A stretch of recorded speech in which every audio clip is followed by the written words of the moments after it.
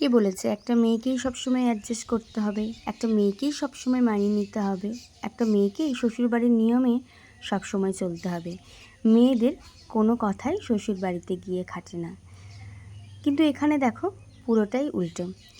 High সবাইকে, আমি সংসারী, আমার একটা নতুন ব্লগে তোমাদের ওয়েলকাম। আমি না প্রথম থেকেই দুবেলা ভাত খেতে পছন্দ করি।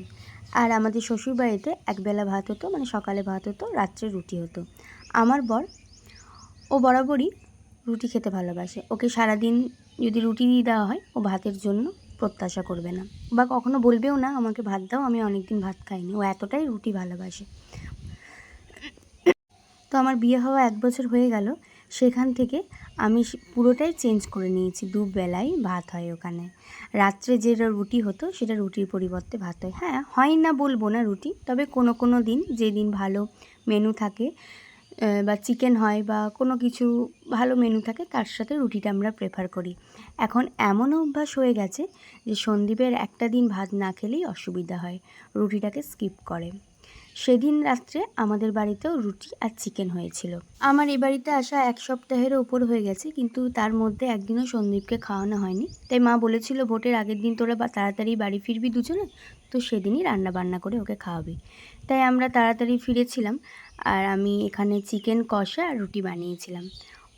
ও চিকেন কষার সাথে ভাতটা খুব একটা পছন্দ করে না, আমিও চিকেনের সাথে ভাতটা খুব একটা পছন্দ করি না, রুটিই পছন্দ করি। সবার প্রথমে চিকেনটাকে আমি ম্যারিনেট করতে দিয়েছিলাম, তারপর আলুগুলো একে একে ভেজে নিয়েছিলাম। আমার হাতে যদি অনেকটা সময় থাকে তাহলে আমি দিনের বেলা থেকেই মাংসটা ম্যারিনেট করে রাখতে বেশি পছন্দ করি, কারণ মাংসটা যত তুমি ম্যারিনেট করে রাখবে ততই সফট হবে, খেতে ভালো লাগে।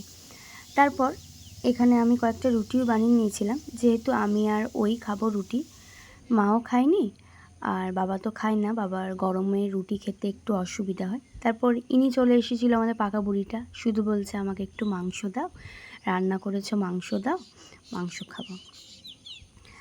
আজ ভিডিওটা এই পর্যন্তই, আজ তবে আসি। পরের ভিডিওতে আবার দেখা হবে। ভিডিওটা ভালো লাগলে একটা লাইক কমেন্ট শেয়ার করে পাশে থাকবে।